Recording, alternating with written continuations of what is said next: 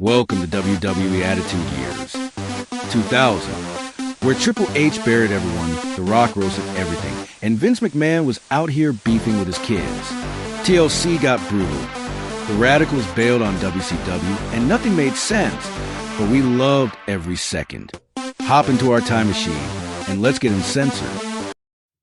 What's up, everybody? You are checking out the Uncensored Pro Wrestling Podcast. I'm your host, the Hot Commodity, and C. And I'm here too.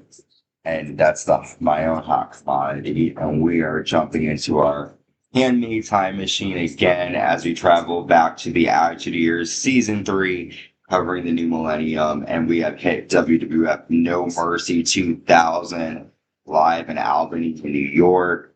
Crazy Night, Stone Cold Steve Austin returns to action. The Rock versus Kurt Angle for the WWF title. First Benoit and Triple H. A lot of cool stuff happening tonight.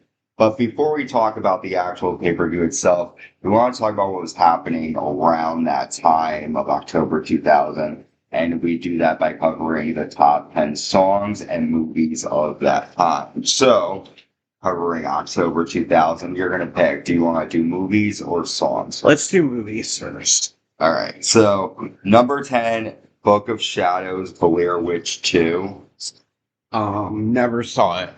I didn't even know they made a second Blair Witch Project. Although I haven't really seen the first one, to be honest. The first one's interesting. Like, it's good, but it was better for the time that it came out. I feel like if you watch it now, it's not as good as when you were seeing it. Yeah, it's gonna look corny, and like people really thought it was true. I know when it first came out, like there was this whole thing, like they made like a website about it, and that was like, you know, when the internet was like really getting big, and like, you know, there wasn't like big scams like this then, so it was cool.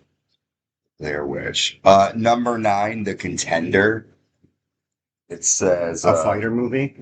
Senator Lane Hansen is a contender for U.S. Vice President, but information and disinformation about her past surfaces that threatens to derail her confirmation. And that's with Joan Allen, Gary Oldman, Jeff Bridges, Christian Slater, Sam Elliott. Never saw it. The Contender either. Get Carter is number 8. What is Get Carter? I'm looking up on IMDb to see what it is. Okay, it says, a Las Vegas mob enforcer travels back to his hometown to investigate his brother's mysterious death. And that's with Sylvester Stallone, Rachel Lee Cook, Miranda Richardson, Alan Cumming, Michael Caine. Never saw Get Carter. Me either. Haven't seen any of these movies so far. Next, Lost Souls. Nah. Never heard of that. I'm looking it up really quick. I'm looking all these up on IMDb because they give you a little description of what they are. I've never seen Lost Souls. Here, hold this for me for a minute. Sure. I'll sing in the meantime. Okay. A Catholic teacher meets an atheist journalist whom a group of Catholics and priests believes has been chosen by the devil to be the Antichrist. Oh, that sounds like it could be good. It got a 4.8. Winona Ryder, Ben Chaplin, Sarah Winter. Yeah, but you have a liking for all those crappy movies for some reason. Yeah, I do. Next, Almost Famous. Lost Souls. We talked about this last time we covered it with, what's her name? Gosh, I forgot her name. Kate Hudson's in it. It's about a band in the 70s trying to become famous. Clearly, that's why it's named. Next, Pay It Forward.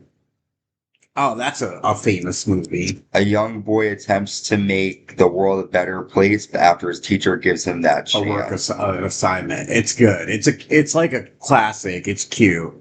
It's like, it started the whole Pay It Forward movement. Like Kevin Spacey, Haley Joel Osment, Helen Hunt, Jay Moore, John Bon Jovi. Never saw this movie. It's all right. It's cheesy, but it's cute. Then, this is a fun fact. The Exorcist was relaunched into theaters, and that came in as the top movie of October 2000. Oh, People really? watching The Exorcist. Huh. Number 3 is Bedazzled. You ever see that? No. That says a hopeless dweeb, Elliot Richards, is granted 7 wishes by the devil to snare Allison, the girl of his dreams, in exchange for his soul. And it's with Brendan Fraser, Elizabeth Hurley, Francis O'Connor, Orlando Jones, Paul Adelstein. I've heard Bedazzled's really good. I just have never seen it. I'd like to see it. It sounds good. Number 2 is Remember the Titans with Denzel Washington. I've seen bits and pieces of it. That was a movie that would like always play in high school. Yeah. They bring the TV in, and like, let's watch Remember the Titans. And the number 1 movie of October 2000 is Meet the Parents. I thought it was going to be One Night in China. No, it was Meet the Parents. With Ashton Kutcher. No. Meet the Parents has Ben Stiller and Ashton Kutcher just kind of like a remake of it later in the 2000s. Yeah, well, this one was really good. And it's like the black What's family. the name of the guy from The wife, boyfriend. Robert De Niro plays the father. You ever see Meet the Parents? Yeah. You have to rewatch it because you. It's been a while, but it's like the black girl brings her white boyfriend to dinner. Well, that's different. No, Meet the Parents is this guy who like he goes with his wife to meet the father, and the father's like an FBI agent. Yes, and he's like crazy, and he gives him like a lie detector. Yeah, Okay. He kills he makes the Ashton Kutcher one is the Meet the Parents has a cat that pisses in the I like that movie. Actually, they made a couple of them. Mm-hmm. That's why I was surprised when you were like Meet the Parents. All right, now let's cover the top 10 songs of October 2000. Let me warm up. Number 10 is Incomplete by Cisco. I don't know. No, I thought it was the Backstreet Boys. Number 9 is Bag Lady by Erykah Badu. Number 8 is Doesn't Really Matter by Janet Jackson. I love that one. 7, Jumpin' by Destiny's Child. Very good. 6, Give Me Just One Night by Give 98 Me Just Degrees. One Night. I wanna know, child. 5 is Most Girls by Pink. I like that one. 4, Kryptonite by Three Doors Down. That's a good one. Kryptonite's good. 3 is With Arms Wide Open by Creed. I like Creed a lot. Me too. 2 is Music by Madonna. Music. And the number 1 song of October 2000 is Come On Over by Christina Aguilera. Christina. I know you do. I heard she was a real bitch. Probably. To Pink. Oh, well, no. Let's move on to actual what everyone came for, WWF No Mercy 2000. Let's get ready to rumble. We're kicking off the night with Dudley Boys Tag Team Tables Invitational Gauntlet match. We have Too Cool and Lowdown starting the match. Scotty 2 Hotty pushes Chaz off the top rope through a table, and D'Lo accidentally has a frog splash through the table. And Lowdown are gone. We then get Taz and Raven coming out next. Taz applies the Taz mission to Scotty 2 Hotty. And then Taz and Raven land a double suplex to Too Cool through a table. And they're gone. We then get the Dudleys coming out to take on Taz and Raven. Devon lands a flying leg drop to Taz through the table.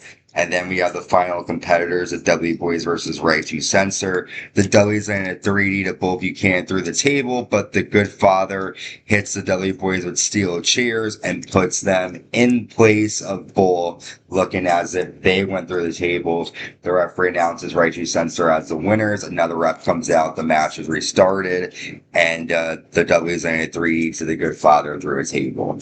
I feel like this should have been like a Sunday Night Heat match. Like, that's what it kind of like what it felt like. It was alright though. It got the crowd pumped for the night, and you know, any match with tables, people go crazy. But yeah, the Dudleys had to win this. This is their special teams.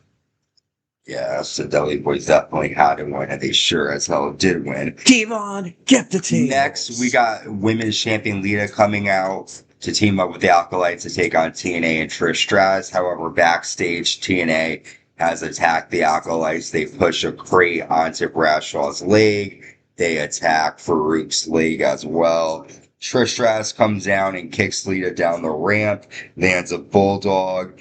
Albert catapults Lita into the ropes, and then the Hardys run out and TNA scramble. Yeah, I don't really get why they didn't have this match. I feel like the match would have been better than what happened. But anyway, yeah, it was just kind of like almost like a warning to Lita. I thought Lita was going to get her ass kicked, but yeah, it was. I don't really get why they didn't have the match. Yeah, it was really basic. Edge and Christian are talking backstage about how they ate peanuts and they got sick from it, and they keep talking about Edge's nuts.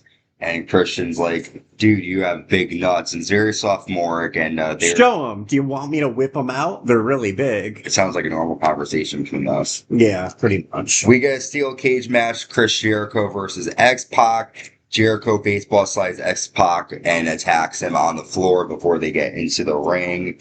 Y2J powerbombs X-Pac off the top of the cage. X-Pac tries to escape but gets a chair instead and hits Chris Jericho with a steel chair. Y2J applies a walls of Jericho on the top of the cage. After that, X-Pac kicks Chris Jericho off the top to the mat. X-Pac climbs on the door. Jericho drop kicks X-Pac, and X-Pac lands balls first across the door. Jericho leaves. And that is the end of the steel cage match. Chris Jericho gets the win. The end of this match was nasty. It looked extremely painful for X-Pac. I thought it was a really creative end. You really thought that X-Pac was going to win, and Jericho kicks him and he lands. Ooh, I pray for him that he had a cup on. Yeah, hopefully he did. But I'm glad that this rivalry is over because I didn't give a fuck about this. Yeah, well. And the crowd didn't either. Yeah. The right to censor. That's why they put him in a cage, to make it interesting. Yeah. Val Venus and Steven Richards teaming up against Chyna and Mr. Ass here. Chyna tosses Val into the ring steps and slams Steven Richards by his tie. Chyna then rubs Val Venus's head into her boobs.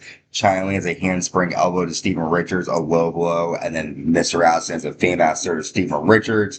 Bull Buchanan and Good Father come out, and Billy Gunn attacks him on the floor.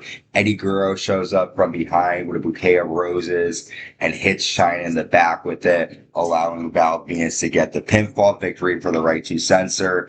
Billy Gunn discovers that inside the bouquet of roses, it was a lead pipe that took out Chyna. What'd you think? Yeah, I was hoping for Chyna and Billy Gunn to get this. It was Billy Gunn's first match back, so I was really hoping they'd win.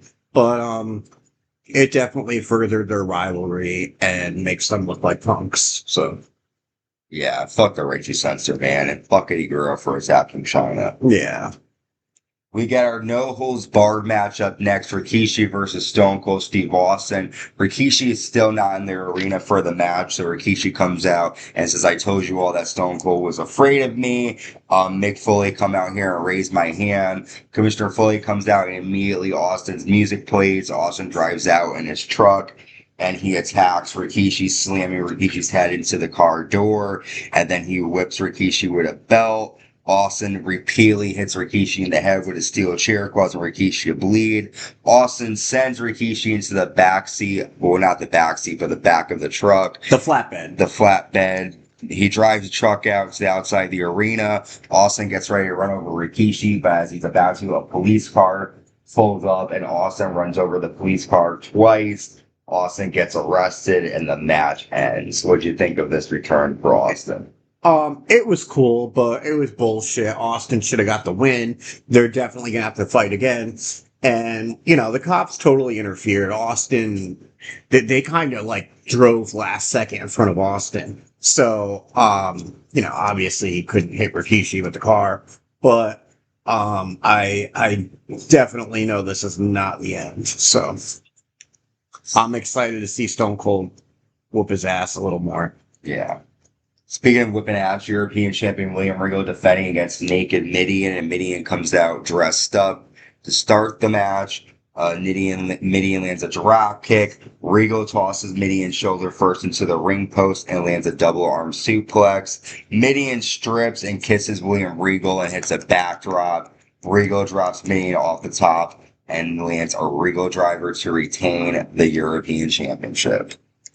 Yeah, I definitely did not think Minion was going to win this. And it was funny how William Regal demanded that he wore clothes for the match. So that was kind of funny, but, his clothes were kind of falling off by the end of the match. So, I don't see, this going any further, but, we'll see. We will see. Next, the tag champions, the Hardy Boys, defend against Los Conquistadors. Jeff Hardy lands a swanton bomb to the back of Dose. Matt lands a twist of fate to Dose. Matt then pulls off Dose's mask, but Dose still has a mask on underneath that one. Uno lands an unprettier to Matt Hardy, and we have new WWF Tag Team Champions and the Los Conquistadors. Yeah, I guess the Hardys, but I should have guessed them because this definitely is better for the storyline. We got to see who these people are. We know that someone else is in on this because we see Edge and Christian with them on camera. So I'm excited to see who's helping them out here. Yeah, we'll see. If we even know them. Chris Benoit takes on Triple H next. Triple H attacks Benoit's knee to start the match and his leg. Triple H applies a modified choke to Benoit. Benoit back suplexes Triple H to the floor and tosses Triple H into the ring steps. Benoit then drops Triple H across the announce desk and lands a flying headbutt. Triple H hits a reverse suplex to Chris Benoit. Benoit lands 2 German suplexes, a bridging suplex, and a crossface. Stephanie McMahon Helmsley runs out and slaps Chris Benoit, allowing Triple H to land a low blow and a pedigree. And I thought this was a very good match. Triple H gets the win with some help from Stephanie. What'd you think? Yeah, I was definitely glad that Triple H won. And, throughout this night, a couple times I've noticed the crowd's kind of cheering for Triple H. And, he's kind of getting over. I think part of that is probably Stephanie turning on him and making him look like an idiot. But yeah, I thought this was really good. Hopefully it kind of puts an end to it because I'd like to see Triple H, be up with The Rock and Kurt and Austin for the title. He needs to stop wasting his time with stupid Chris Benoit, child killer. I agree. Fuck that whole situation, man. We've come to our main event. WWF Champion The Rock defends against Kurt Angle with Stephanie McMahon Helmsley in a no disqualification match. Stephanie distracts The Rock throughout the match. Angle hits The Rock in the back with a steel chair, and then Rock tosses Kurt Angle into the set on the ramp. Rock applies a sharpshooter, and Kurt Angle taps out, but the ref doesn't see it because Stephanie is distracting the ref. Rock slams Angle onto the desk and then Angle tosses Rock into the post and hits The Rock with the WWF title. Rock kicks out. Stephanie slaps The Rock, which then The Rock lands a rock bottom and a people's elbow. Triple H runs down and attacks Kurt Angle and hits a pedigree to The Rock. Rikishi then comes out and punches Kurt Angle. Angle lands a low blow to The Rock, and Rock hits a rock bottom to Angle for a 2 count. Rikishi accidentally splashes The Rock in the corner and then accidentally super kicks The Rock as well. Angle hits Rikishi with an Olympic slam and an Olympic slam to The Rock, and Kurt Angle is the new WWF champion, and Angle celebrates like he won the Olympics all over again. However, Angle did not celebrate with Stephanie McMahon because Triple H carried her out, which I thought was kind of interesting because, she kind of helped him win. Maybe not so much in this match, but she kind of got him to where he was. But I wonder if now that he is championed, if he is still going to want Stephanie in his corner. I don't know, and it's crazy. He was Intercontinental Champion this year, European Champion, winner of King of the Ring, and now he's a WWF Champion all in 1 year. It's that kind of crazy. Oh, she is a gold medalist. It's true. Well, we've covered off No Mercy. It was a good show. Pretty chaotic. Definitely Attitude Era-esque. I'm excited to see what's going to come on the lead up to Survivor Series. So we got more Raws and SmackDowns coming your way. And what was Survivor Series like at this time? Was it like you will see the traditional Survivor Series matches, but they do have regular matches too. So there's one winner of the Survivor Series. No, just watch it, please. I hate describing current stuff to you because you ask please just watch it. Don't ask questions. we have covered this whole entire No Mercy. And make sure you subscribe, like, hit the notification bell to stay notified when new content is created. Follow us on Spotify, Apple Podcasts, and Amazon Music. Until next time, stay safe and stay uncensored.